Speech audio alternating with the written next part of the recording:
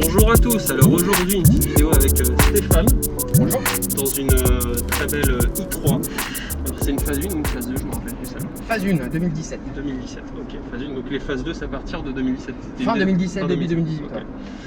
Que tu as depuis un an à peu près. Un an, que tu as acheté en Allemagne. Donc celle-là, comme tu me le disais tout à l'heure, elle a le range extender. Donc si je me trompe pas, c'est un petit moteur, un bicylindre Kymco je crois.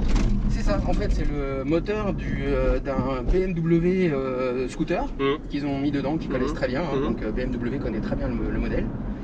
Alors il n'est pas, c'est pas encore une fois la chaîne hybridation. Dans l'hybridation il y a tous les systèmes actuels où on voit un moteur thermique avec une petite batterie qui fait 50 km. C'est le cas dans les Golf, dans tout ça. Et là c'est l'inverse. Ici on a une batterie qui fait 33 kWh. C'est-à-dire qu'elle va faire à peu près, si on consomme 17 kWh au 100 km, 17-18, en roulant bien, en roulant cool, on peut descendre à 15-5. On peut s'approcher des 180 km, 200 km en élec. Été, pas clim, machin et tout, mais sinon c'est un peu moins.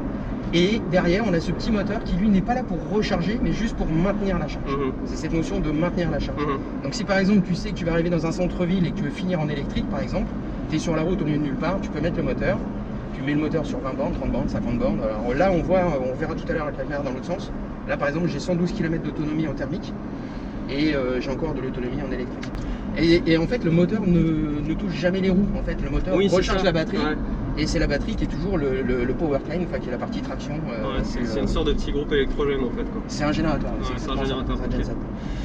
Pour moi, c'est le couteau suisse par excellence. C'est-à-dire, c'est une voiture de ville. Tu vois, quand tu vas conduire, tu as cette impression de un peu SUV qui est très rassurant pour, je veux dire, tous les gens qui ont un peu ce côté, on va dire, très hauteur, etc. Tu es petit, donc tu passes partout. Tu es très maniable, c'est très léger. Et en même temps, tu as ce côté un peu, comme tu disais, un peu précis de la côté BM. Donc, enfin, ça va où tu veux, pas où ça va où tu veux. Et c'est une propulsion, et ça, c'est vraiment c'est sympa. Ça donne des bonnes sensations. Et ouais, c'est une voiture vraiment que j'aime beaucoup. Elle a ce côté silencieux, et en même temps, si tu mets gaz, je te laisse avoir la surprise tout à l'heure.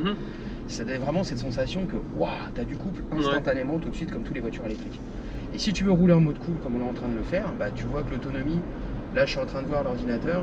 On a plus d'autonomie maintenant que quand on est parti, parce qu'on a ce côté. Avant, quand tu n'étais pas là, je roulais plus déterminé, on va dire. Et là, on est parti en mode tranquille. T'es en mode silence. Je t'avoue que tout ce qui est les ordres de grandeur en ampères, kilowatts, ça me parle pas encore trop aujourd'hui. Mais par contre, sur les chiffres qui me parlent, dans tout ce qui est chevaux, couple, là, en termes de chiffres, on a 170 chevaux, c'est ça, et 250 Nm. C'est ça. Il est tout le temps. C'est un moteur électrique, donc c'est donc il est tout le temps. Donc, du moment où je mets le pied par terre, là, si je mets le pied par terre, j'ai les 250 de couple tout de suite, instantanément. Et surtout, tu vas voir, il y a un côté aussi qui est très intéressant, c'est le frein moteur. C'est-à-dire le côté régénérateur, c'est-à-dire que dès que je lève le pied, je régénère dans la batterie, ce qui permet d'augmenter l'autonomie. Et ça permet vraiment d'avoir ce côté puissance instantanée et toujours ce côté réaction. Et en fait, tu as ta pédale, tu as une conduite à une pédale en fait. Tu utilises le frein qu'en cas d'urgence. Alors souvent les électriques, enfin, avec la Prius, tout ça, c'est souvent plan-plan, un peu moche. Et je trouve qu'elle a une bonne bouille cette i3. J'aime vraiment bien. Et je tenais absolument la couleur. Ouais, c'est important. Il y avait ça ou bronze, or, j'ai hésité. Toutes les couleurs. Déjà c'est une Biton. Et tu vois, il y a cette ligne à l'arrière qui est vraiment très très belle avec ce toit, avec ces noirs fuyants. Et quand tu as une grise ou une noire, c'est moche, blanc commercial. Je voulais vraiment une couleur qui claque un peu, et vraiment la couleur bleue, j'ai craqué. Ça, il y en a une autre là. Les jantes aussi étaient... ouais, mais c'est une voiture qui a été très très bien vendue. Et les jantes, c'était pas une Rex. Parce qu'en fait, tu vois la Rex par rapport à la trappe à essence avant droite. Et à l'arrière droit, tu as la trappe électrique. Donc, il n'avait pas la trappe avant droite, donc c'était pas une thermique. Ah, c'est comme ça que tu les as identifiés à l'extérieur. Tu as une trappe en plus. Tu as la trappe au-dessus de la roue, c'est que tu as une thermique. D'accord. Enfin, tu as l'extender. Tu as les jantes turbines, blablabla. Donc ça, c'est très très bien. C'est vraiment très joli aussi. Elles sont belles les jantes. Ces jantes. S'il y avait eu les jantes pleines, économie d'énergie, je l'aurais prise aussi, peut-être. C'est moins joli quand même. C'est moins joli, mais bon, ça va bien dans l'esprit de la bête. Ça parle plus aux bagnoleurs, les jantes comme ça, quoi. Voilà. Alors là tu vois l'épaisseur du pneu qui est assez risible. Décathlon quoi. C'est assez bon, voilà, ça fait un peu peur la première fois. Ouais, en fait, c'est très robuste, ça marche très bien, ça donne un rayon de braquage assez impressionnant. Ouais. Et comme c'est une propulsion et non pas une traction, ils n'ont pas besoin d'avoir un train avant très costaud. Bah oui. Et du coup, tu te retrouves avec un rayon de braquage. Là par exemple, faire le demi-tour, on n'aura pas besoin de faire de marche arrière. D'accord. On pourrait y aller direct.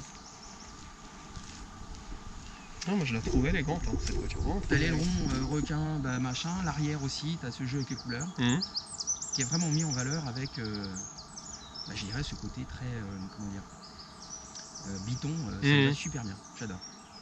Le truc qui est très rigolo aussi, comme tout à l'heure quand j'ai essayé d'ouvrir les portes, c'est les portes antagonistes, ça c'est géant ça. Ouais. Ça c'est juste géant. Donc c'est là, petite poignée. Hop. La poignée là.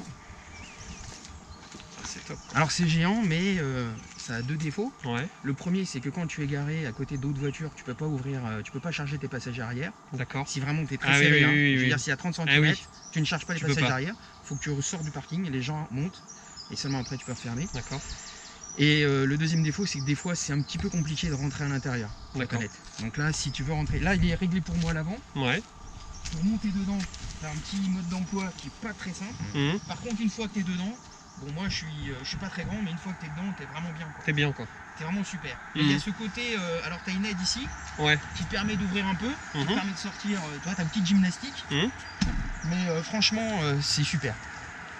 Et puis tu as accès au châssis full carbone. Et ouais c'est ça que je regardais, ça c'est... Donc là c'est une vraie tresse carbone, le châssis est une vraie tresse carbone. Et c'est la raison pour laquelle tu n'as pas le montant au milieu. Oui. C'est parce que c'est tellement rigide. Et ben il n'y a pas besoin quoi. Pas besoin. Et pour les côtés, c'est nos qualités de carbone. Donc ça aussi, c'est carbone. Ouais. C'est un espèce de compacté de carbone, fibre, etc. qui est beaucoup moins cher, un peu moins résistant, mais qui fait quand même le job. D'accord. Qui permet à cette voiture d'être 5 étoiles Euro NCAP. Ouais. Alors que bon, voilà, c'est une petite bouille quoi. Ouais. Je trouve qu'en qualité perçue, c'est vraiment chouette aussi parce que...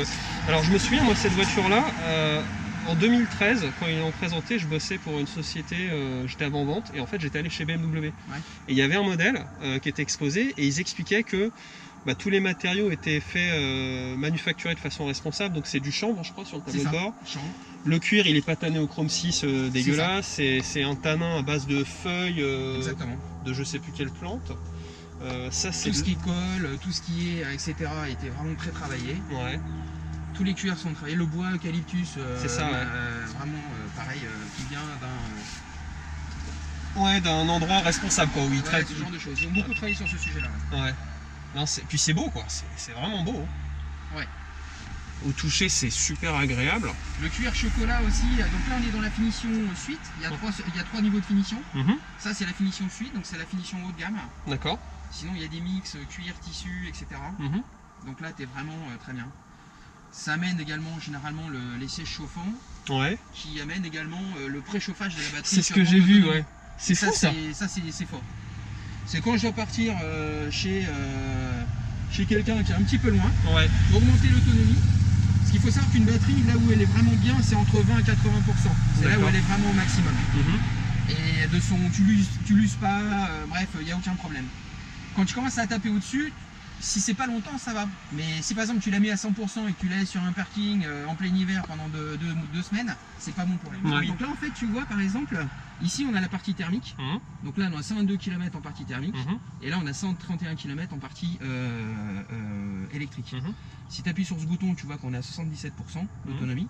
Donc là on a déjà consommé pratiquement le premier quart. Voilà. Ici tu as la consommation en roulant assez fort, c'est 17,5 kWh. Donc après tu fais avec des règles de 3, c'est ce que je te disais, c'est-à-dire que ma batterie c'est 33 kWh. Donc tu as la valeur nominale et la valeur utile. Mais grosso modo, en roulant zen, tu fais les 180 bornes. D'accord. Ce qui est important, le petit point là est important. Ce petit point là qu'on voit là, c'est là où le moteur va se mettre en route d'office. C'est-à-dire que tu ne peux pas mettre le moteur en route, le Rex, en dessous de 76%. Donc là, si on lui demande de mettre le Rex, il ne va pas vouloir, mais dans quelques kilomètres, il va autoriser. On pourra mettre le Rage Extender. Et de toute façon, quand tu arriveras à 6%, que tu le veuilles ou non, il mettra de toute façon le moteur. D'accord. Parce qu'il ne veut pas les zéros, justement pour la raison que je t'expliquais tout à l'heure, qui est de rester dans le domaine qui va bien, quoi.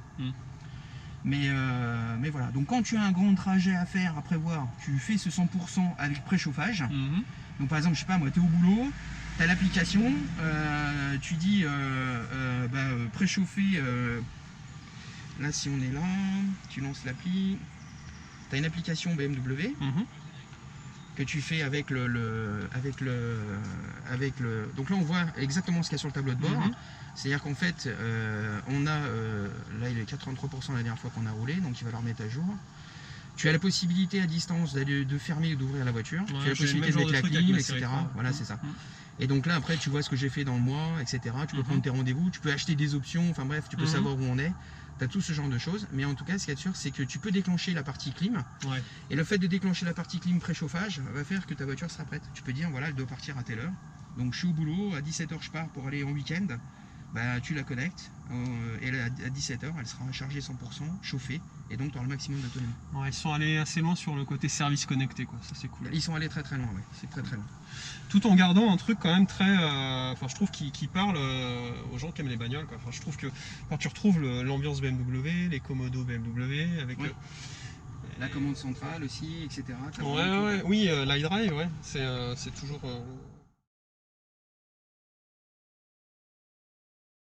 Après ce que j'ai compris, c'est pas étanche, c'est ça? Ouais, alors ouais, il vaut mieux pas faire confiance, ouais c'est ça. Alors sachant qu'il y a quand même un joint ici qui a été rajouté, qui évite quand même le frontal qui rentre, le côté je remplis. Alors quand tu dis rajouté, c'est de l'aftermarket ou c'est de... Non, je pense qu'ils l'ont fait entre le 2013 et le 2017. D'accord. Je suis pas sûr, mais je crois qu'il y a quelque chose. Et là c'est pareil, c'est un peu mauvais. Mais c'est vrai qu'ils auraient pu quand même mettre ici et ici. Donc moi je m'en sers pour le câble de charge normal. Donc ça c'est un câble de charge 12 ampères qu'on met sur une prise normale. Donc ça permet, après c'est des règles de 3 électricité. Donc si tu fais du 220 volts multiplié par 12 ampères, ça te fait du 2,6 kW que tu charges. Donc ça typiquement c'est tu charges la nuit à la maison, chez toi, chez n'importe qui. Tu charges la nuit ou toute la journée au boulot, quoi. Donc ça c'est le premier. Ça c'est un deuxième kit que j'ai racheté après en aftermarket. Ça coûte dans les 200 balles. C'est le dispositif de la Zoé. Donc là on est ce qu'on appelle en type 2. Et la type 2, du côté femelle, du côté mâle on va voir ça. Et de l'autre côté dans la voiture on va voir ce système là. Et ça permet de passer, on va dire en mode soit monophasé soit triphasé, mais à 32 ampères. C'est-à-dire que là tu passes à 7 kW sur une phase, ou 21, enfin même presque 22 kW sur deux phases, sur 3 phases. Et ça c'est pour la Zoé. D'accord. Il y a beaucoup d'infrastructures en France qui sont faites pour la Zoé, pour pouvoir charger en triphasé, 32 ampères, qui était le moins cher en infrastructure, et ce qui permet d'avoir à ce moment-là dans les 21-22 kW de charge. Et c'est vrai que quand tu as une batterie de 20, 30, 40, du coup ça peut être considéré comme une charge rapide. Mais 90% du marché, sur ces types 2, les gens sont monophasés la plupart du temps, donc tu es à 7 kg max. Donc 7 kg c'est plus le même tarif, quoi. C'est vraiment pas bien.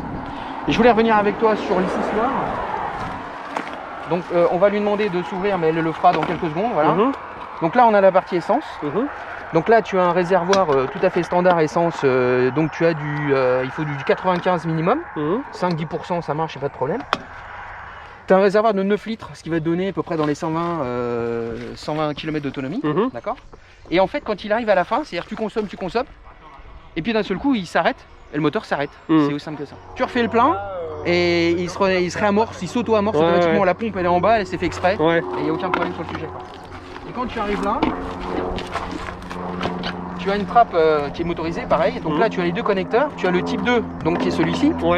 Alors comme j'ai rien de l'autre côté, il va pas vouloir l'accepter, mais qui est en fait cette charge que tu as à la maison et qu'on a sur l'autre côté aussi.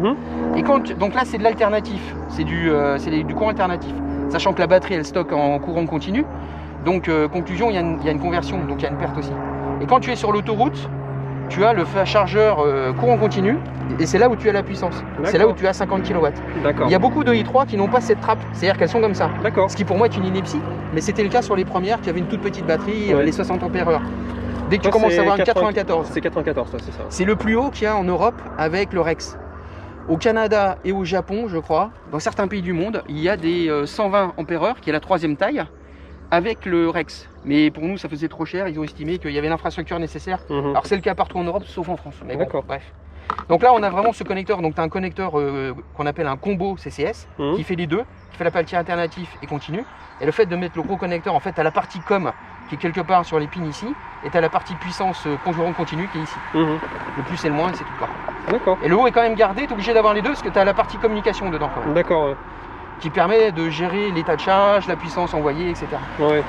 Puis là, tu as un code couleur ici qui est assez intéressant. Tu as une petite lampe. Quand tu connectes, tu as une première couleur orange, et quand il charge, tu as la couleur bleue qui montre que vraiment il est en train de charger. D'accord. Voilà, donc ça se referme automatiquement et ça se verra. Premier bouton, pédale de frein, comme tu as compris. Ouais. Appuyé, start. Okay. Donc là je suis en parking, donc je fais. Ça y est, la voiture est démarrée. Ok. Bon, d'accord. Et là ici tu as le mode machin, donc tu l'enlèves. Ok. Et puis vers l'avant, tu en marches avant. Voilà, c'est ça. Okay. Voilà, et là tu es prêt. Et c'est génial.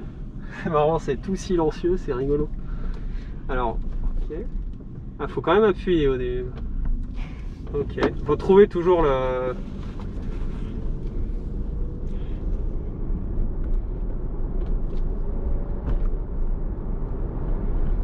C'est génial le silence. Ah ouais, c'est clair que tu as essayé des véhicules beaucoup plus bruyants. Ah oui, plus bruyants, c'est sûr. Et là tu vas très vite apercevoir de 2 détails. Ah, dès que tu lâches la pédale, ça freine. Ah, c'est marrant. Voilà. Et alors moi qui ai toujours aimé les freins moteurs, ouais. Sur des gros V8, des choses comme ça, là on est en plein dedans quoi. Ah ouais, c'est clair. Et donc au bout d'un moment, tu vas très rapidement apprendre à conduire qu'avec une seule pédale. Ouais. En fait, tu n'utiliseras plus le frein. Ouais, le frein devient un système d'urgence. Ouais. C'est vraiment feutré, puis avec le toit ouvrant en plus, ça donne une ambiance sympa quoi. Ouais. On va tester le rayon de braquage. Ça, enfin au sol, t'as une garde au sol assez. Non, il n'y a pas de problème, jamais touché. Alors, voyons voir ce que ça donne. Oh, qu'est-ce que ça braque? Oh, c'est fou. Alors, je vais peut-être devoir faire une petite marche arrière quand même, mais. C'est pas gagné, hein. Je pense que tu payes les directs. Moi j'irai rien. C'est fou. Voilà. Oh, c'est parti. Donc c'est une voiture de ville, on est d'accord. Ah ouais, c'est clair, le rayon de braquage il est hallucinant. C'est ça. Ah, puis le couple instantané, c'est pas mal quand même parce que c'est. Bah, tu vois là, c'est vivant quoi. Vu l'endroit où on est, les vélos, tu veux doubler un vélo sur 10 mètres, c'est fait quoi. Tu mets gaz et c'est parti quoi. Ah ouais, ça part tout seul, tout de suite. C'est très agréable, hein. C'est vraiment agréable. Comme tu dis, c'est pas sportif, mais c'est très agréable. Ouais. Et quand tu appuies, ouais, t'as effectivement il se passe quelque chose quoi. En fait, c'est pas le 170 qui compte. Ce qui compte, c'est le couple. Ouais. Voilà, donc moi, le seul chiffre qui m'intéresse, c'est le couple en fait. Puis en plus, elle est légère comme bagnole, elle fait 1 tonne 2, je crois, c'est quelque chose comme ça. Donc alors c'est un poil plus avec le Rex. C'est vachement agréable. Hein. Puis t'as une ambiance intérieure qui est vraiment chouette, je trouve. Ouais, moi j'aime beaucoup. Et ouais, t'as ce côté haut de gamme. Hein. Bon, c'est une voiture, faut savoir que neuve, moi j'ai la facture, c'est une voiture qui valait 60 000 € quoi. Ah, avec toutes les options qu'on a là. Ouais. Donc à l'époque c'était un délire. Donc évidemment c'est pour ça aussi qu'ils ont préféré enlever le Rex, parce que c'était une option qui était pas loin des 5 000 €, 4 000 et quelques. Donc c'est vrai que c'était pas complètement nécessaire quand il n'y a vraiment pas besoin. Après c'était une sacrée inno quoi à l'époque où elle est sortie la voiture. Ouais. C'est pour ça je pense que tu payes la techno quoi. Mais moi je regrette aussi une chose, c'est que toutes les hybridations actuelles sont des hybridations. Alors il y a Nissan qui va arriver avec le e-Power où tu retrouves ce côté, ce qui bouge les roues c'est l'électrique. Ouais. Et il y aura un moteur qui servira à régénérer la batterie. Mais l'hybridation pour moi 50 km, bah en fait c'est quoi? C'est un pari, ça veut dire bah voilà, la plupart des gens pour aller au boulot ont besoin de 30 km aller-retour. Donc ils sont à l'électrique toute la semaine, ils chargent tous les soirs sur la type 2, pas de stress, pas besoin de charge rapide, d'ailleurs il n'y a même pas l'option possible parfois. Et derrière, le week-end ou pour les vacances, les gens roulent en hybride basé sur le thermique, on va dire. Voilà. Donc c'est un pari, hein. Mais moi j'aime bien me dire, voilà, moi j'ai besoin de faire 150 bornes dans la journée en électrique, parce que je vais faire 150 bornes, et je fais tout en électrique. Moi ça me va très bien.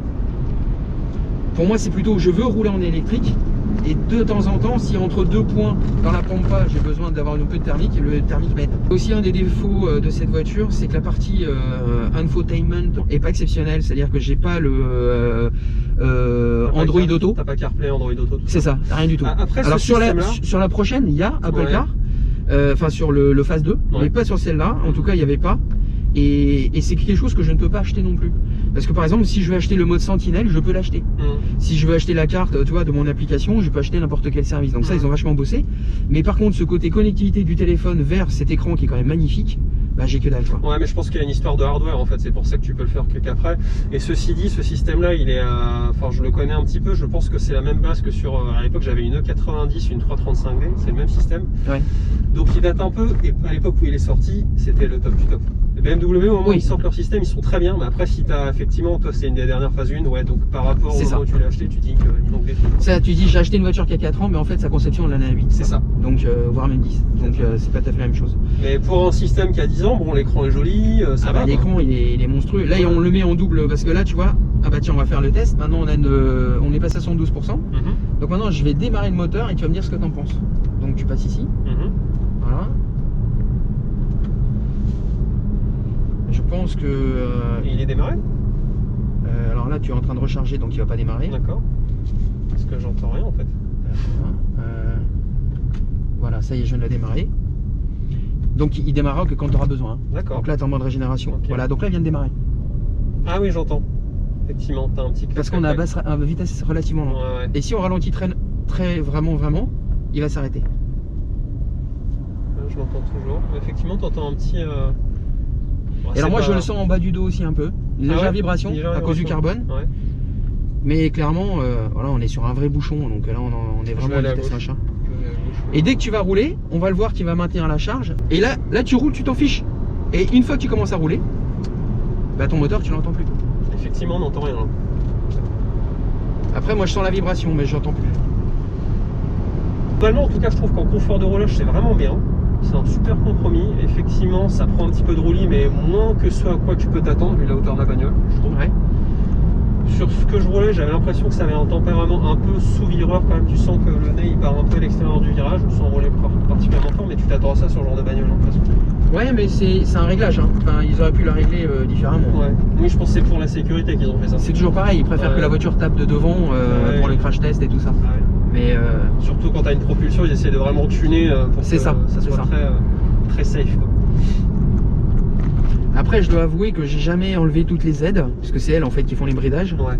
Et pour aller, parce qu'encore une fois, ça n'a aucun intérêt, pour aller sur un pseudo-circuit pour voir comment ça se comporte.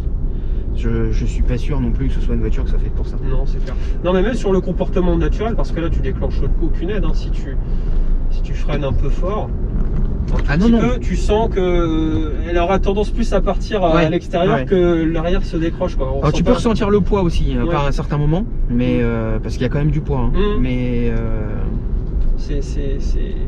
comment dire, c'est réglé confort et sécurité. Quoi.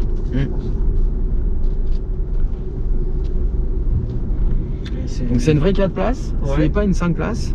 Ouais. Donc alors il y a les ceintures pour faire 5, mais bon, je déconseille. Sauf aux gens que t'aimes pas. Ouais, voilà. D'ailleurs, je dis une connerie, je crois. Non, c'est une 4 places seulement. Je dis une bêtise, c'est une 4 places. Bah, faut être sûr qu'il n'y a rien. Il n'y a personne. Allons-y. Et là, tu mets pied au plancher et ça part. Ah ouais, ça passe tout seul.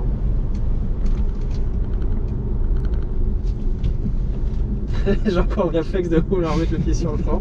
En fait, là, en montant, bon. Si tu. Non, mais si tu augmentes le rythme, oui, il faut quoi. Mais attends, non, attends. Je vois plus rien, c'est bon. Après lui, tu peux y aller.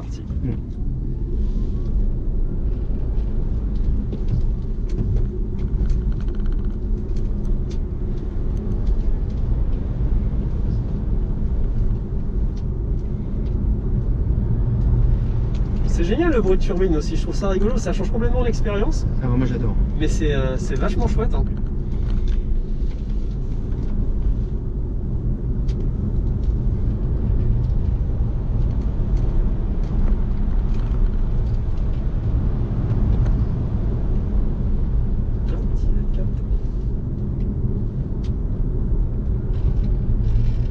Vraiment, et c'est précis quand même hein, en direction. Alors en fait il y a cette notion de flottement au début qui peut être perturbant, c'est-à-dire que la voiture a un peu tendance à faire ça sur la route, mais moi je m'en aperçois pas. Ouais. Et par contre là quand j'étais faire l'entretien, je suis allé faire l'entretien il y a 2 mois, ils m'ont filé une série 5 et franchement je suis sorti, j'étais sur la route, j'ai l'impression d'avoir un paquebot du genre le truc vraiment droit quoi. Je sais pas, ce côté hyper, alors moi je le dis agile, mais en fait ça peut être déstabilisant pour les gens qui n'ont pas l'habitude. Ça peut avoir ce côté un peu comme ça. Ah ouais, l'empattement court, donc ça suit un peu la route forcément. C'est ça, c'est ça. Donc faut quand même avoir un peu les deux mains dessus quoi.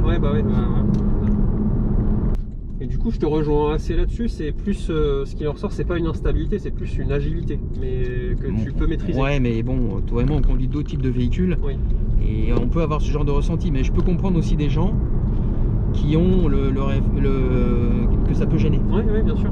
Alors après, moi, en termes de électrique, pas électrique, etc., donc moi je travaille dans le secteur, donc je suis passionné. Alors moi, mon électricité, elle est verte, mais bon, pour la plupart des gens, c'est l'électricité nucléaire, blablabla. Donc moi, je ne veux pas rentrer dans ce débat-là. Moi, ce qui m'intéresse, en dehors de ça, c'est le fait de dire, parce que je pense que la meilleure énergie d'une voiture, c'est quand elle ne bouge pas, quoi.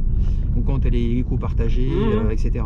Pour moi, l'idée de l'électrique, ce que j'aime, c'est cette sensation de couple instantané et de frein, au rétrogradage. C'est-à-dire que moi, ce que j'aime, c'est l'expérience auto. Je peux me permettre d'avoir autre chose, donc, mais moi, rouler dans une voiture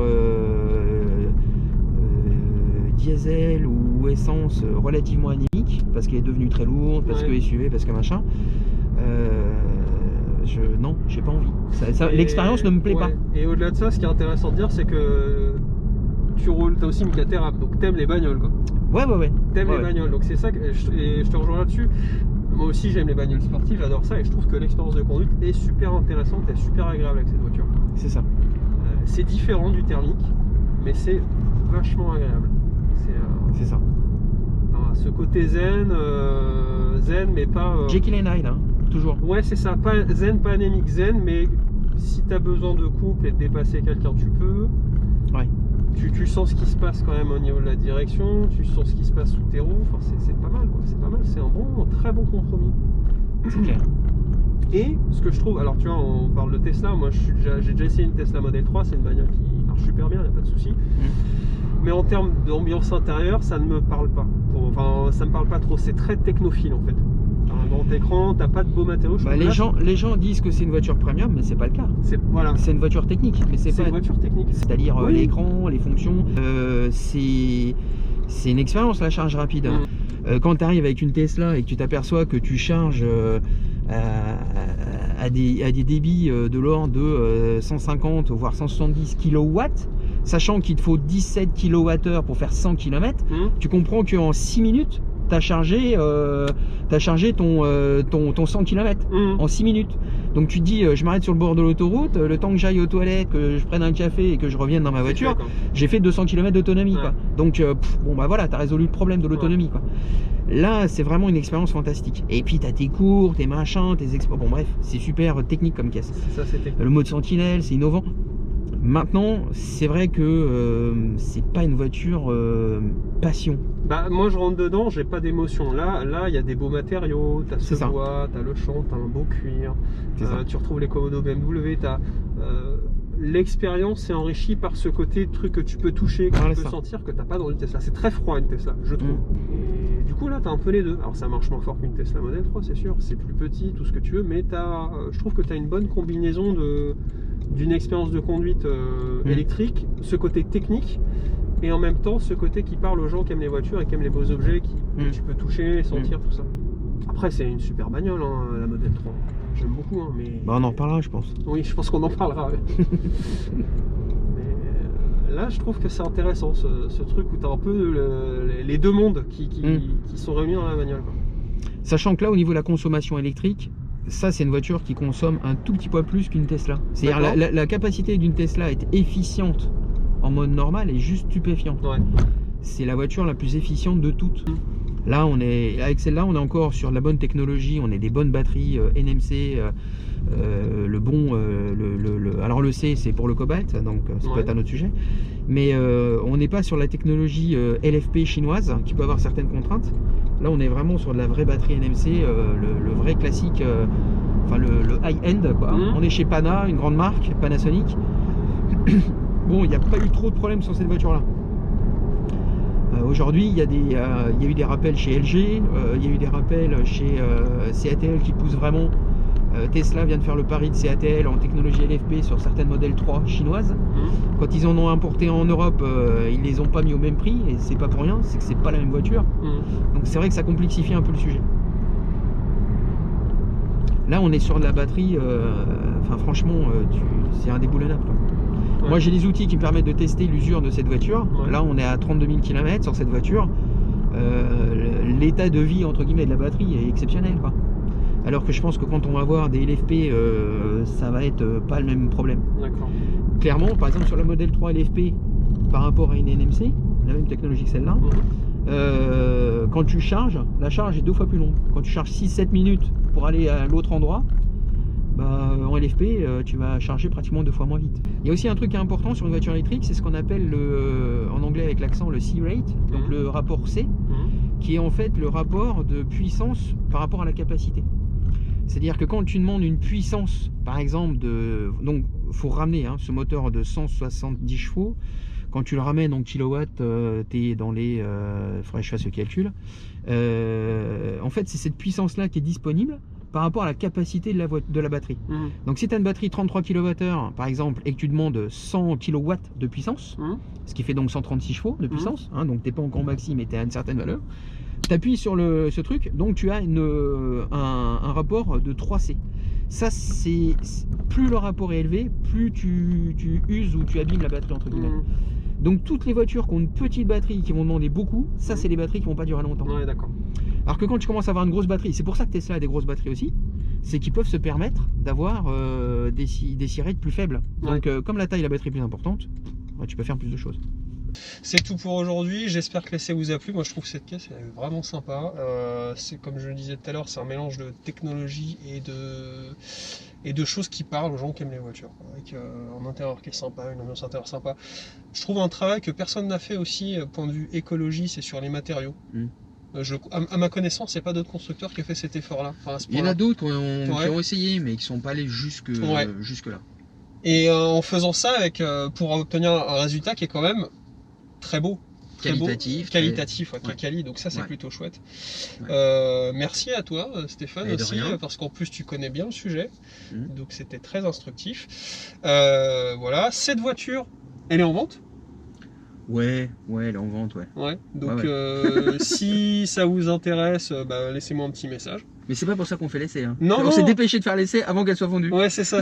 Mais bon, c'est bon à savoir aussi, s'il y a quelqu'un qui est intéressé par l'auto, pourquoi pas. Et puis du coup, toi, si jamais tu as des acheteurs potentiels, tu peux toujours les envoyer vers la vidéo. Bien sûr. Si ça peut aider à concrétiser avec un passionné qui prendra soin de la voiture, tant mieux, tout le monde y gagne. Et puis, merci à tous, soyez prudents sur la route, et puis à bientôt pour un prochain essai, du coup. Je pense qu'on va réfléchir. Allez, à plus. Merci.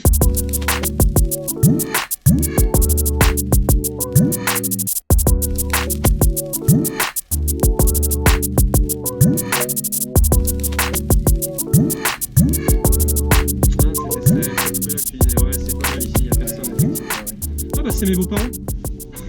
Si. Bonjour. Daniel. Ils les ont pas reconnus, je crois. Si, ça arrive.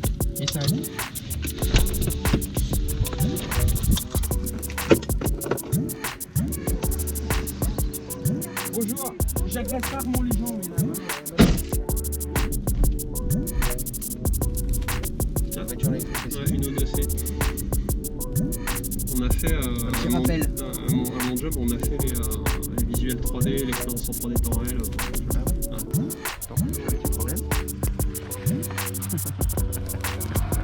Ouais, il a essayé de m'appeler aussi à l'instant. On se rappelle un de ces jours. Et on se rappelle un de ces jours, je suis avec Christophe là.